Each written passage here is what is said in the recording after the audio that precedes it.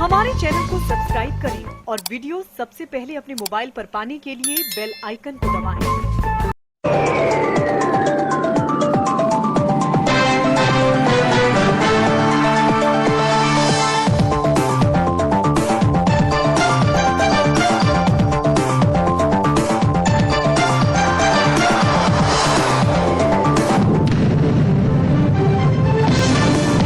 नमस्कार, मैं हूं अनिल वर्मा सेकर। आप देख रहे हैं इंटरनेशनल बुलेटिन।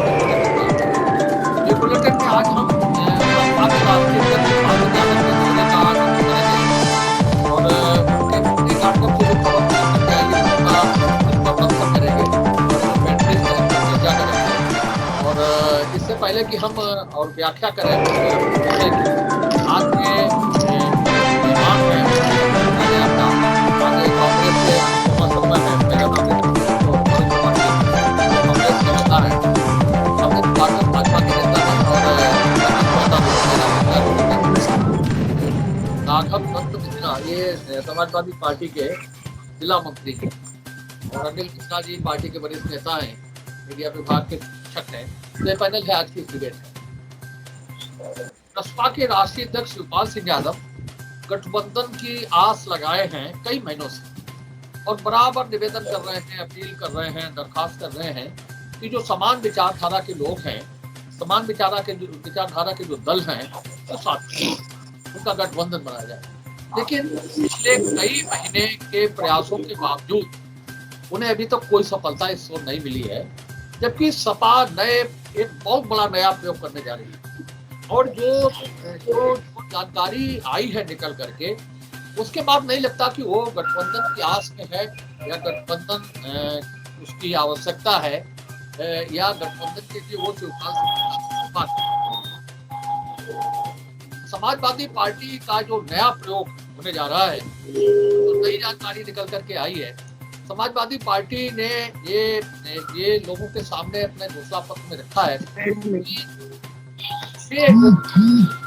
6 आधा दर्जन, इनमें 2 ओबीसी से होंगे, एक सामान्य वर्ग से होगा, एक महिला, एक मुस्लिम होगा और इसके बाद में एक दलित होगा। ये इस तरह से 6 उप मुख्यमंत्री होंगे विभिन्न जातियों के, और विभिन्न जातियों को समायोजित करने के लिए समाजवादी पार्टी ने ये प्रयोग करने की बात कही है और बड़ा गंभीर मामला है। इस पर पार्टी का जो संसदीय बोर्ड है वो विचार करके इसे फाइनल करने वाला है।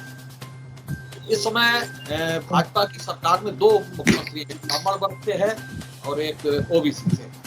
तो 6 उप मुख्यमंत्री का नया प्रयोग समाजवादी पार्टी करने जा रही है।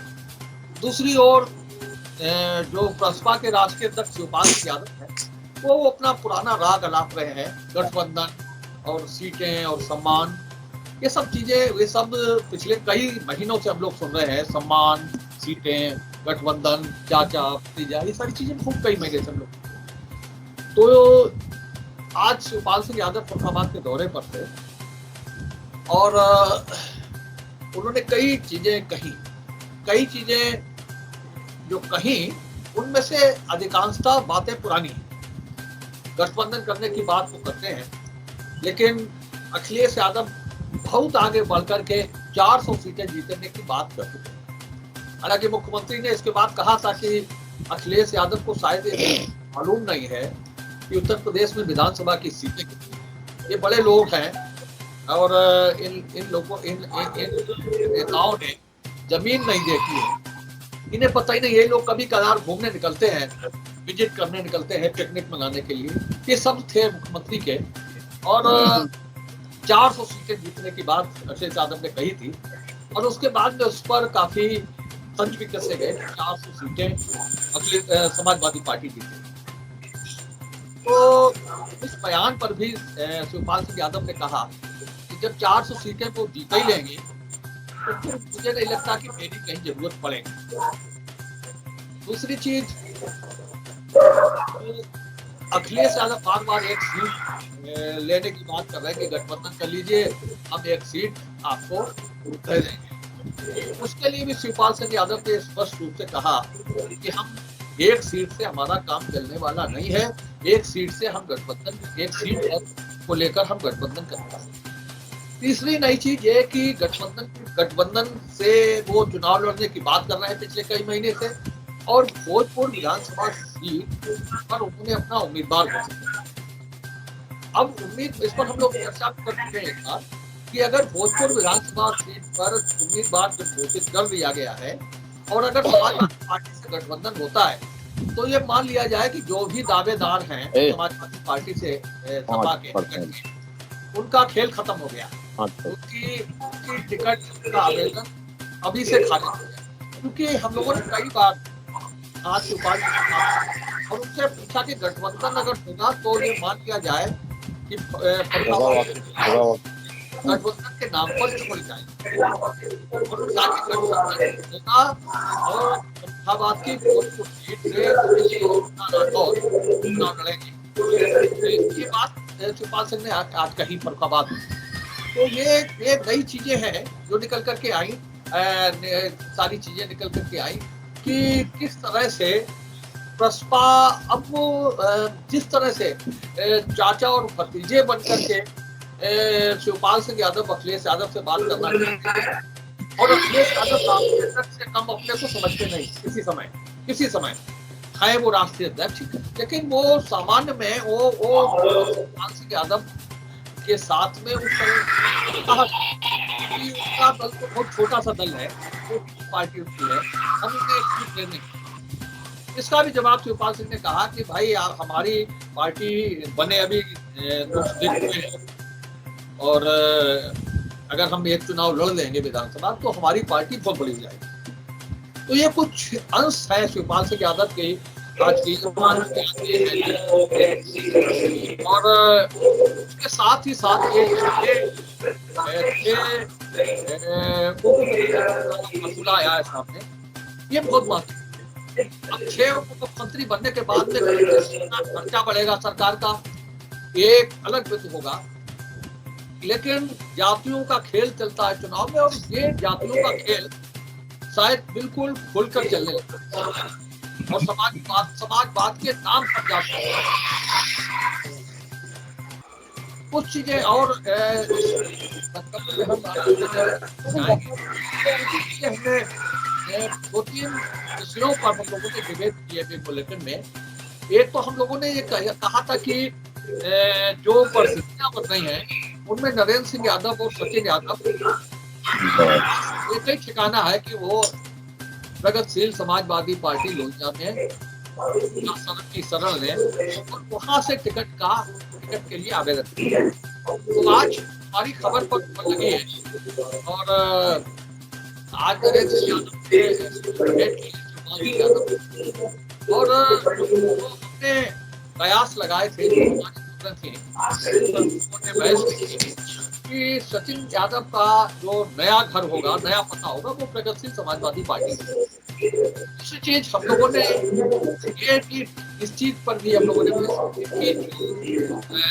भोजपुर तो निश्चित रूप से अगर गठबंधन की स्थिति बनती है तो किसी ना किसी उम्मीदवार के नेता पर राज स्वाभाविक है। गठबंधन होता है शिवपाल सिंह यादव की पार्टी भाजपा का उम्मीदवार जाएगा, क्योंकि शिवपाल सिंह भोजपुर से उम्मीदवार अधिक है और ऐसा हालांकि होता नहीं है कि गठबंधन में तो गठबंधन होने के बाद में फैसला की जाए। तो ये सारे विषय रहेंगे आज की इस बहस में। मुख्यमंत्री का फार्मूला, शिवपाल सिंह यादव के सीधे सीधे बयान अखिलेश यादव पर और एक उम्मीद, लंबी उम्मीद कि खास गठबंधन हो जाएगा, समझौता हो जाएगा, भतीजा सम्मान दे देगा, कुछ सीटें दे देगा। ये लंबी उम्मीद कब खत्म होगी मुझे नहीं लगता कि बताएंगे अनिल मिश्रा जी कि कब इस तरह की स्थिति बनेगी और 6 उप मुख्यमंत्री का फार्मूला इस बीच आ गया। तो हमें नहीं लगता कि गठबंधन पर कोई विचार समाजवादी पार्टी में हो रहा है और शिवपाल सिंह यादव के लिए सीटें छोड़ी जा रही हैं। ये स्थिति स्पष्ट है और इन्हीं सारे मुद्दों पर आज हम तो शुरू करते हैं। अमित पाठक, आज आप जी जवाब देंगे पूरी बहस का कि जो 6 उप मुख्यमंत्री बनाने का फार्मूला आया है और एक नया प्रयोग होगा। लेकिन चाचा अपने पुराना राग अलाप रहे हैं, पुराने हिसाब में है कि गठबंधन हो जाएगा और हम कुछ सीटें जिता लेंगे, मंत्री बन जाएंगे, ये सारी चीजें हैं। तो क्या राजनीतिक सिनेरियो क्या बनने जा रहा है अगर 6 उप मुख्यमंत्री बनते हैं, तो निश्चित रूप से जातियों को संतुष्ट करने की बात होगी और एक नया प्रयोग होगा और लोगों का आकर्षण होना स्वाभाविक है। पूरी जानकारी है कि आज माननीय शिवपाल जी आए थे फर्रुखाबाद, लेकिन जो भी हम लोग ने तो पूरा समझ लीजिए रास्ते से ही देखा है, जहां भी थे वो समाजवादी पार्टी के लोग ही उनके साथ थे और जहां जहां भी स्वागत देखा गया रास्ते में और सब जगह मैंने देखा कि समाजवादी पार्टी के लोग ही उनके लिए खड़े थे। बीच बीच में कई जगह उनका वो सपा का झंडा जरूर था, लेकिन ज्यादातर लोग समाजवादी पार्टी के ही दिखाई पड़े। देखिए भाई साहब, इससे पहले भी ये बहुत हो चुका है सपा में, जाति के आधार पर नहीं हो पाएगा चुनाव, चाहे वो शिवपाल सिंह जी हो या अखिलेश यादव को तो जमीनी सच्चाई का ज्ञान ही नहीं है। 400 सीट इस बार तो मुझे लग रहा है 40 सीट भी निकल जाए तो बड़ी बात है। अगर मुद्दों से हटाकर सिर्फ जाति के आधार पर अगर चुनाव लड़ेंगे तो मेरे ख्याल से ये संभव नहीं है। और चाचा जी को तो उम्मीद रहती है कि अखिलेश जी, लेकिन अखिलेश जी की तरफ से कोई भी ऐसा चिन्ह या वो दिखाई नहीं पड़ रहा है कि वो उनसे कोई गठबंधन करेंगे, आगामी चुनाव में सपा और प्रसपा साथ में चुनाव लड़ेंगे, ऐसा तो कुछ नहीं दिखाई पड़ रहा है। अभी तक तो अखिलेश जी की तरफ से ऐसा कोई संकेत दिखाई नहीं पड़ रहा है। और रही बात मुख्यमंत्री की, तो सपा में तो और हमेशा से ही एक मुख्यमंत्री नहीं रहा है। पहले भी अखिलेश यादव थे, माननीय मुलायम सिंह यादव जी थे, शिवपाल यादव जी थे, आजम खान जी थे। तो ये नेताओं की पार्टी नहीं, इसमें सब मुख्यमंत्री हैं, सारे ही मुख्यमंत्री हैं। और अभी भी फिर ये हमें लग रहा है कि अपना इतिहास दोबारा ही दोहराएगी सपा फिर से। अगर गठबंधन होता भी है तो सब फिर मुख्यमंत्री के ही दावेदार हो जाएंगे। देखिए, हमारा मुद्दा है भाजपा का सबका साथ सबका विकास, जाति धर्म के आधार पे नहीं लड़ना है। हमारा मुद्दा है विकास है और जो भी समस्याएं हैं, बेरोजगारी, महंगाई, ये इन सब पर हमको चुनाव लड़ना है। और जहाँ तक मेरा विश्वास है कि हम जीत कर फिर आएंगे। और हमें पहले तो ये अपनी व्यक्तिगत जो इनके घर में कलह चल रही है, पहले उसको तो ये दूर करें। देश और समाज और प्रदेश तो बहुत पीछे की बात है। और हमारा तो यही मानना भी है और होगा भी यही कि भाजपा ही दोबारा आएगी पूर्ण बहुमत के साथ, चाहे गठबंधन ये कांग्रेस से करे, चाहे ये प्रसपा से करे या किसी से भी करे। अनुपमा शर्मा जी। जी, आज वैसे तो बहुत अच्छे विषय हैं भैया, और मुख्य रूप से सपा के प्रवक्ता ही जवाब देंगे। लेकिन बात बड़ी अजीब है कि शिवपाल जी को गठबंधन की आस है, तो इसके संबंध में मैं कहना चाहूंगी कि शुरुआत तो वास्तव में भतीजे के सम्मान देने की बात से हुई थी, लेकिन सम्मान जो है वो सत्ता की लालसा में जो है प्रसपा का गठबंधन, और गठबंधन से जो है वो और सीटों की लालसा तक पहुंच गया है। और जहां तक रही 6 मुख्यमंत्री की बात, तो 6 मुख्यमंत्री वो ठीक है कि जैसा कि अभी श्वेता दुबे जी ने बोला है कि वहां तो हमेशा ही बहुत सारे मुख्यमंत्री रहते हैं, तो या तो भाजपा ने सपा से उदाहरण लिया है 3 उप मुख्यमंत्री देने का, और या फिर अब सपा जो है वो एक कदम आगे बढ़ के चल रही है। जब भाजपा ने 2 जातियों को थोड़ा सा संतुष्ट करने की बात करी, तो सपा ने इस बार सोचा अखिलेश जी ने कि हम 6 जातियों को संतुष्ट कर देते हैं, लगे हाथ महिलाओं को भी कर देते हैं। और बाकी जो अभी बात हो रही थी, क्योंकि बात तो वास्तव में सपा और प्रसपा की हो रही है आज, तो गठबंधन में ये लगे हुए हैं। इन्होंने अपनी एक सीट भी फर्रुखाबाद में जारी कर दी है, जिसके बारे में घोषित हो गई है और कहा यह जा रहा है कि वो किसी कीमत पे नहीं हटेगी। सचिन भी आ रहे हैं। तो आज भैया के थोड़े से सवाल ज्यादा है और उनके जवाब जो है वो बड़े कंफ्यूजिंग हैं अभी, क्योंकि मुझे लगता है समय के साथ ये जवाब सही होंगे। और लेकिन हाँ, फिर भी मैं ये भाजपा की तरफ से ये एक बयान आया है कि भाजपा का सबका साथ सबका विकास और ब्ला ब्ला, जो हम पिछले 4 सालों से 5 सालों से सुनते आ रहे हैं, और जिसका एक अंश मात्र भी कहीं हमें जमीनी स्तर पे नहीं दिख रहा है। विकास तो फर्रुखाबाद का इतना ज्यादा हुआ है, मुझे लगता है भाजपा के किसी भी फर्रुखाबादी नेता को विकास की बात करनी ही नहीं चाहिए। जब उन्होंने गंगा एक्सप्रेसवे जैसी चीज जो इतना विकास के लिए फर्रुखाबाद के जरूरी था, उसको जब वो फर्रुखाबाद में नहीं ला सके, तो फर्रुखाबाद के जनप्रतिनिधि जितने भी हैं भाजपा के, उन्हें इस बात पे अपने मिट्टी डाल लेनी चाहिए कि वो विकास हुआ। और रही बात जो है बाकी इनके, बहुत अच्छा इनकी सरकार चल रही है, तो ये सरकार इनकी बिल्कुल नहीं चल रही है। और ये मैं मानती हूँ कि हमारी कांग्रेस भी जन स्तर पे और जमीनी स्तर पे बहुत जोर शोर से कार्य कर रही है, और हम निश्चित ही हम लोग आएंगे, और हम कांग्रेस का एकमात्र यही वो रहेगा एजेंडा कि हम किसी तरह से अपनी सीटें ज्यादा से ज्यादा बढ़ाएं और भाजपा को सत्ता में आने से रोकें। वरुण त्रिपाठी जी मैडम, देखिए ये सपा का और बसपा का अपना अंदरूनी मामला है कि ये इनके ही परिवार की कल है। इसमें तो मैं इतना ही कहूंगा कि साहब सपा के हमारे जो वरिष्ठ साथी गए थे वो इस पर ज्यादा स्पष्टीकरण इसमें दे पाएंगे, लेकिन मेरा मानना है कि शिवपाल सिंह यादव जी कहीं ना कहीं अपने अस्तित्व को बचाने की लड़ाई लड़ रहे हैं। 4.5 साल तक सब साइलेंट मोड पे रहे, और ये सब जानते हैं कि माल एवेन्यू में जो बंगला उन्हें अलर्ट हुआ, जो कार्यालय है जिसमें उनका, वो किसके कहने पे साहब उन्हें अलर्ट हुआ। और देखिए काफी पहले से ये चर्चा चल रही थी गठबंधन की, लेकिन काफी लंबा एक दौर बीत चुका है। उसके बावजूद भी आज आप ही के माध्यम से, मीडिया के माध्यम से साहब पता चला कि एक चुनाव लड़ेंगे और पार्टी बड़ी हो जाएगी साहब। तो आप देखिए, जब चुनाव लड़ने के लिए आप तैयार हैं, हार हो या जीत हो उसे भी आप स्वीकार करने के लिए तैयार हैं, तो साहब गठबंधन के लिए आप 10 बार कहना चाहिए कि बार बार का एक अपना बड़प्पन आपने दिखा दिया, लेकिन जो आपका भतीजा वो साहब आपको स्वीकार करने के लिए तैयार नहीं। तो कहीं ना कहीं आप अपना मान सम्मान क्या गिरवी रख चुके हैं कि आप 10 बार साहब कह रहे हैं, आप भी उत्तर प्रदेश में रहे, बड़े बड़े मंत्रालय आपके पास रहे, लेकिन कहीं ना कहीं आपका भी जमीर जिंदा होना चाहिए साहब। चुनाव हारे चाहे जीते, लेकिन जिस तरीके से आप पूरी तरीके से आप पीछे पड़ेंगे साहब, सपा गठबंधन कर ले साहब, अगले जीतों करे साहब 400 सीटें आएंगी, तो क्या 400 सीटें उनके कहने से साहब आ जाएंगी? क्या भविष्य वक्ता है वो?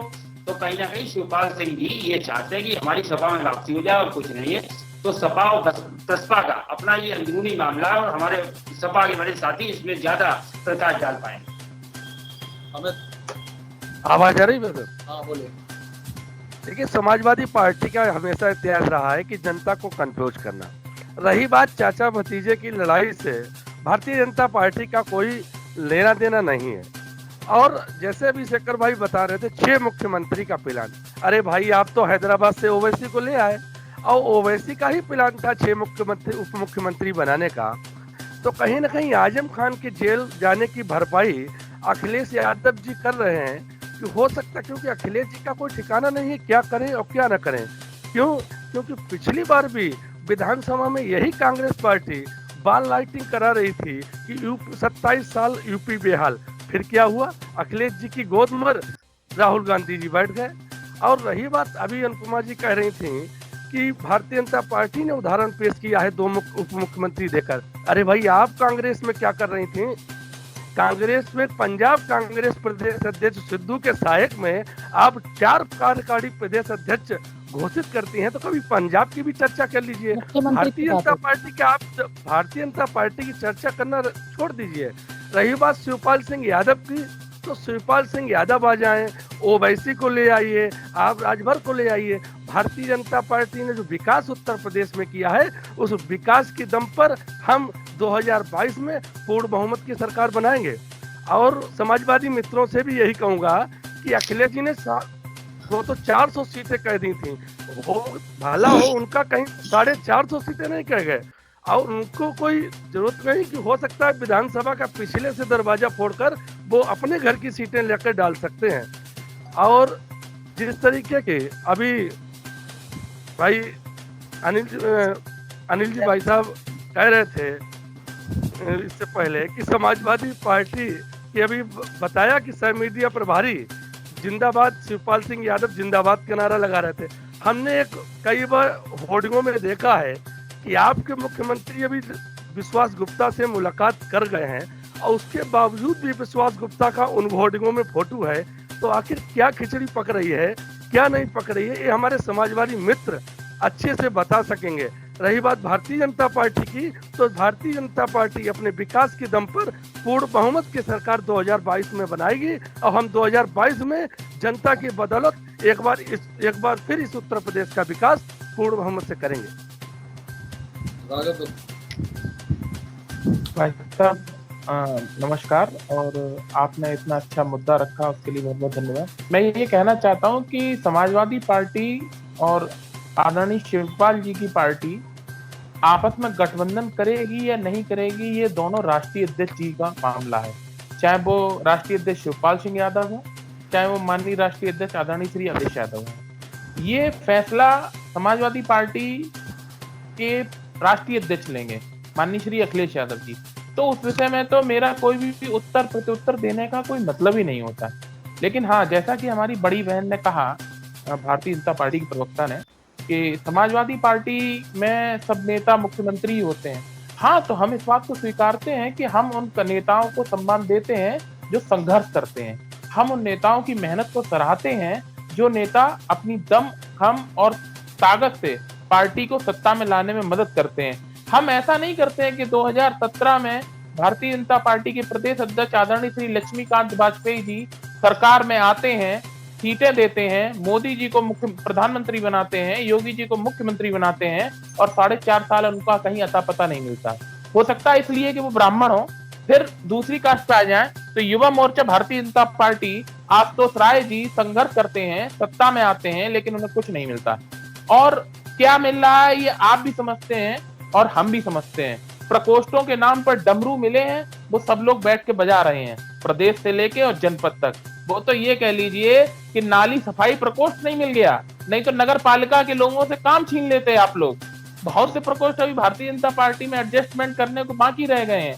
इसलिए मैं थोड़ा सा निवेदन में करूंगा आदरणीय बंसल जी से कि नाली सफाई प्रकोष्ठ है, गोबर पाथना प्रकोष्ठ है, कंडे का प्रकोष्ठ है, ये सब प्रकोष्ठ और बनाए जाएं। इससे भी कार्यकर्ता, गांव-गांव का कार्यकर्ता जुड़ेगा।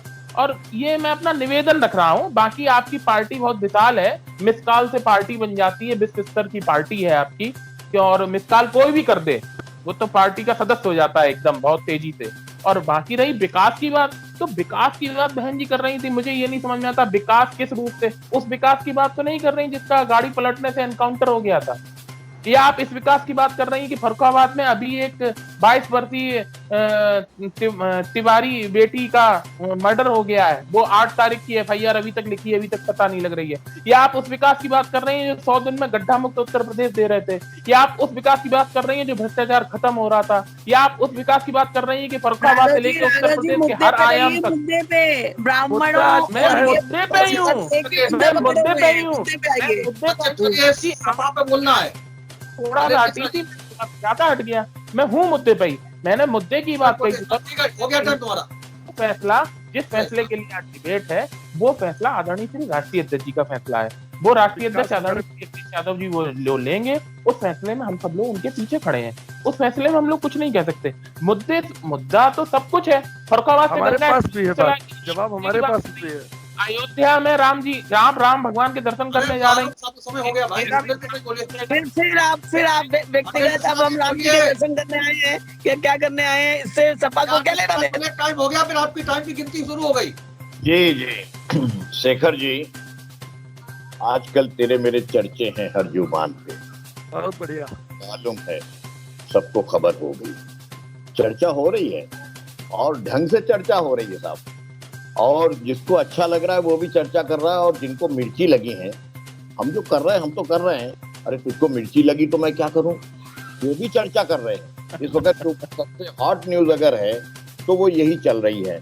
मैं एक बात कह रहा हूँ कि चर्चा सकारात्मक हो रही है ना, चर्चा सुलह की हो रही है, दिन पे दिन सकारात्मक है, दिन पे दिन संकेत बेहतर है। एक वो भी वक्त था कि जब हमारे पत्रकार बंधुओं से लेकर के चर्चा के दौरान रोज ये सुनाई पड़ता था कि अब इतनी दूरी बढ़ी, अब इतनी दूरी बढ़ी, अब इतना गैप हुआ। अरे आज तो रोज ये चर्चा हो रही है कि कितनी दूरी कम हो रही है। अब कब होगा, कैसे होगा, क्यों होगा, क्या खिचड़ी पकेगी, ये भी सवाल किया गया। अरे भाई हम क्यों बता दें क्या खिचड़ी पकेगी, हम अपनी नीयत आपको क्यों बता दें। और करने वाले कौन हैं? करने वाले वो लोग हैं कि जो भयानक जंगल राज पार्टी भाजपा के जो है प्रवक्ता लोग हैं। और ये भयानक जंगल राज पार्टी तो पूरे विश्व में मशहूर हो गई, मैं नहीं कह रहा हूँ। कई सवाल किए इन्होंने प्रवक्ताओं ने, और मैं एक एक जो है वो अपने उसका जवाब दिए दे रहा हूँ। बहुत साफ सी बात है कि सबका साथ सबका विकास, ये नारा जो है बहुत दिनों से सुन लिया। भाई साहब, नाम बदलने से कुछ फर्क नहीं पड़ता, नाम बदलने में माहिर लोग हैं, इन्होंने बहुत से नाम बदले हैं, हमने भी इनके शब्दों का अर्थ बदल दिया। सबका नाश, सबका विनाश, सत्यानाश। तो अब ये नारा हम समझ रहे हैं। जब आप कहते हो सबका साथ सबका विकास, हम समझ लेते हैं कि सबका विनाश भ्रष्टाचारियों की कोई जगह नहीं, उनका विनाश है। अरे भाई साहब बोलो, आप ही बोलो ना, हम तो बोले नहीं थे आपकी बात में। आप बोलिए, सुन रहा हूँ। अमित, एक एक सवाल नोट करो, इसकी डिबेट की मर्यादा के रहो, और उसके बाद नोट करो जैसे मैंने नोट किया, और मैं एक एक सवाल का जवाब दे रहा हूँ अब आपको।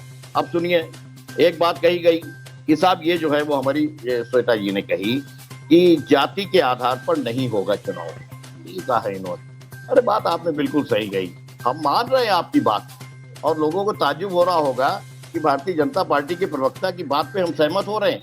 अरे इस बार तो चुनाव जो है वो आम जनता बनाम भारतीय जनता पार्टी होगा, आम जनता बनाम भयानक जंगल राज पार्टी होगा इस बार का चुनाव। आपकी बात पे हम पूर्णतः सहमत हैं, पूरी मोहर लगाने की बात कर रहे हैं। प्रयोग होता है, होने दीजिए, जहां जहां भी है सभी एकजुट हैं, जनता चुनाव लड़ेगी। और सुनिए, संभल की रैली में कहा माननीय शिवपाल जी ने कि भतीजा बुलाएगा तो जरूर जाएंगे। भाई अगर भतीजा बुलाएगा और कोई जाने को तैयार है, काहे मिर्ची लग रही है? कहीं ना कहीं आप इतना ज्यादा सशंकित हैं, आप इतना ज्यादा सशंकित हैं अपने जो है कार्यों से, अपने क्रियाकलापों से, पिछले वक्त में जो किया है। और मैं एक बात और कह रहा हूँ, एक और उन्होंने बयान दिया था इटावा के कार्यक्रम में, उन्होंने कहा था कि मैं चाहता हूँ कि सभी समाजवादी नेता एकजुट हों, इसके लिए सब कुछ बलिदान करने को तैयार हूँ। सकारात्मक बयान उनके हैं, भतीजे का बयान भी बड़ा सकारात्मक आ रहा है। तो इसको देखिए क्या हो रहा है और कब होगा, कैसे होगा। लेकिन एक बात साफ कहते हैं, भतीजे को 400 मिल रही है, क्यों बुलाएगा? आपको अच्छी लग रही है, भतीजे को 400 मिल रही है, क्यों बुलाएगा? क्या लेना देना? आप दूसरों के घर में क्यों झांक रहे हो?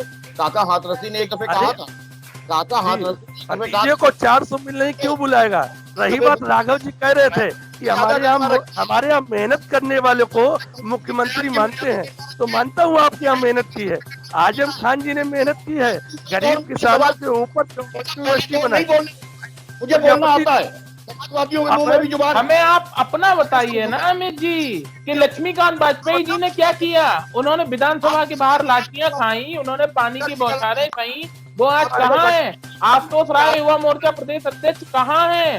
वो सब लोग, आप फर्रुखाबाद देख लीजिए ना, हम सब लोग फर्रुखाबाद के वासी है ना, फर्रुखाबाद में संघर्ष करने वाले लोग आज कहाँ हैं? अरे भाई पूरा बयान देने दो, उसके बाद जवाब दोगे ना। आप क्यों बीच में बोल रहे हो जब हम नहीं आपके बीच में? क्यों आप ये नई परंपरा डालने की बात कर रहे हो? अगर आप हल्ला मचाओगे तो हमसे ज्यादा हल्ला नहीं मचा पाओगे। आप जेल भेज सकते हो, आप FIR लिखा सकते हो, आप गोली मरवा सकते हो समाजवादियों को, आप लोकतंत्र का खून कर सकते हो, लेकिन समाजवादियों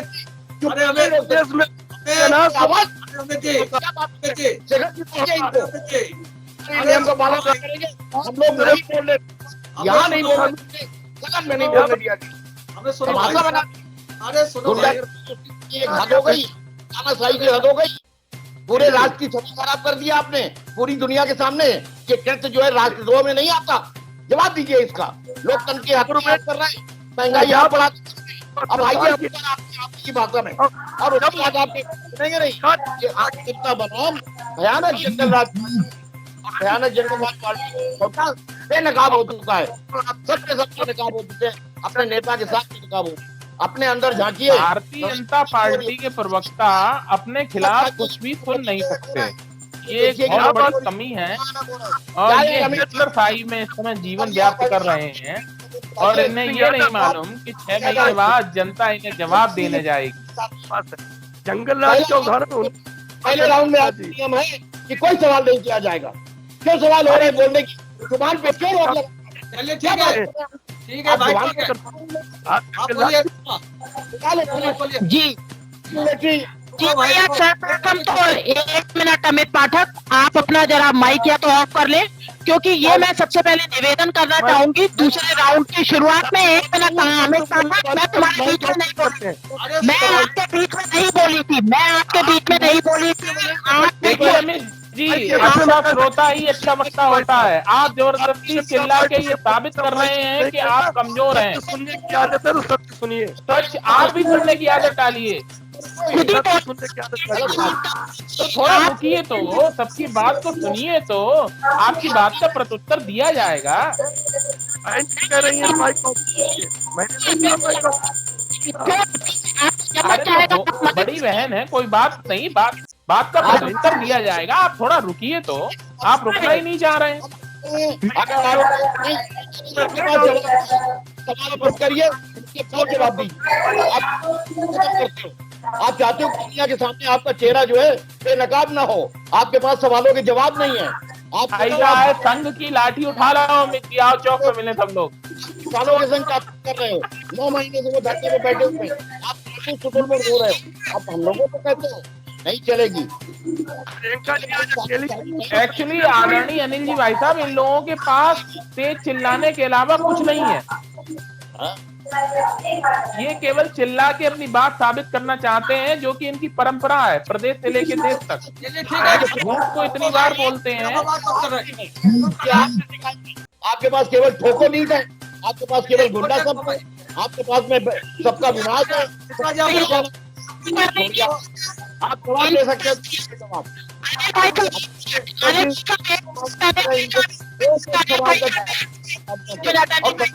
सवाल वो है जो आम जनता के सवाल है। आम जनता का हो गया है, महंगाई से पूछा जा रहा है।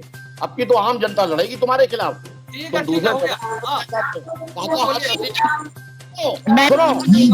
सुनो तो उसके घर में बोलिए। सब 1 मिनट, ये भाजपा के प्रवक्ता अमित पाठक ने एक चीज बोली है। धन्यवाद एंकर महोदय कर दिया कि आपने माइक म्यूट किया, अपनी बात सिर्फ यही है कि दे। और धन्यवाद इस बात पे भी देना चाहती हूँ कि आपने श्वेता दुबे जी को यहाँ पे बैठाया। उससे कम भाजपा के या अमित पाठक जैसे प्रवक्ता जो है वो यहाँ पे महिलाओं की बेइज्जती नहीं करती। व्यक्तिगत नहीं बोलना, व्यक्तिगत नहीं बोलना, बोल रही नहीं बोल रही, व्यक्तिगत नहीं बोलना। हाँ, शायद है कि ये क्या है, ओवैसी जी को शायद कोई पार्टी लेके आई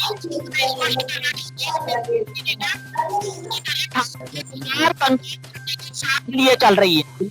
रही कौन सी भाजपा की महिला प्रवक्ता ने राजनीति नहीं है। चलिए वरुण बोलिए, वरुण नहीं है, भाजपा पर नहीं बोलना। बस एक जवाब देना है अनिल जी भाई साहब को, जवाब देना पड़ता है। एक जवाब है कि आपने कहा कि भाजपा ने देश और प्रदेश में भारत की स्थिति खराब कर दी।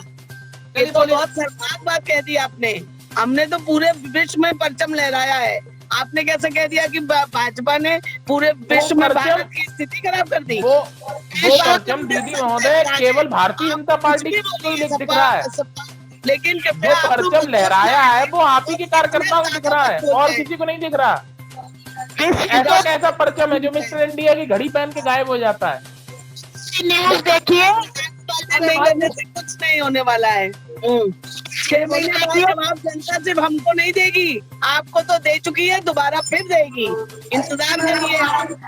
अरे अब की बार आप लोग कम से कम 30 साल तक नहीं मिलोगे उत्तर प्रदेश में। जो है जो सिर्फ एक कमरे में बैठ के राजनीति करते हैं, 400 सीट क्या 4 सीट वही उनके परिवार वाले मिलेगी बस। हाँ, आप तो बहुत संघर्षरत रहती हैं जमीन पर, मैं देखता हूँ आपको। प्रदेश से लेके जनपद से लेके देश तक आपने मोदी जी को जिताने के लिए भी देश विदेश में रैलियां करी हैं। जो आप हम पर प्रश्न चिन्ह उठा रही हैं, कम से कम अपने अंदर भी तो देखिए। वो सिलेंडर के दामों पर चूड़ियां भेंट करने वाली आपके भारतीय जनता पार्टी की सुप्रसिद्ध नेता या कलाकार कहें, वो आज कहाँ हैं? 950 रुपए का सिलेंडर हो गया है बहन जी। जिन गरीबों को आपने सिलेंडर दिए थे वो दोबारा से लकड़ियों में चूल्हे में रोटी पकाने लगे, वो कहाँ हैं?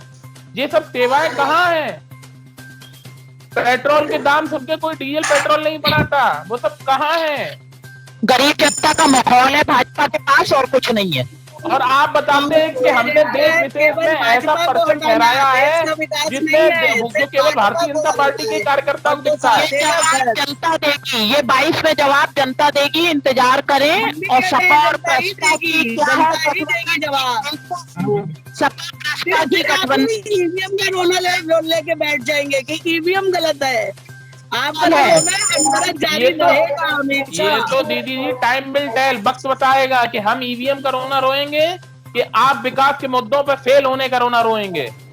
आप अयोध्या जा रहे हैं तो बताइए कितना गड्ढा आपको रोने मिली है, बताइए। जवाब दे चुकी है जनता, पंचायत चुनाव में जवाब दे चुकी है बहुत अच्छी तरह से। इसलिए पंचायत चुनाव में आप लोगों ने गुंडाई करी, ब्लॉक प्रमुख चुनाव में आप लोगों ने गुंडाई करी। आप ओवैसी की बात कह रही हैं, आप ओवैसी को बी टीम बना के यूज कर रही हैं, आप ओवैसी की बात करती हैं।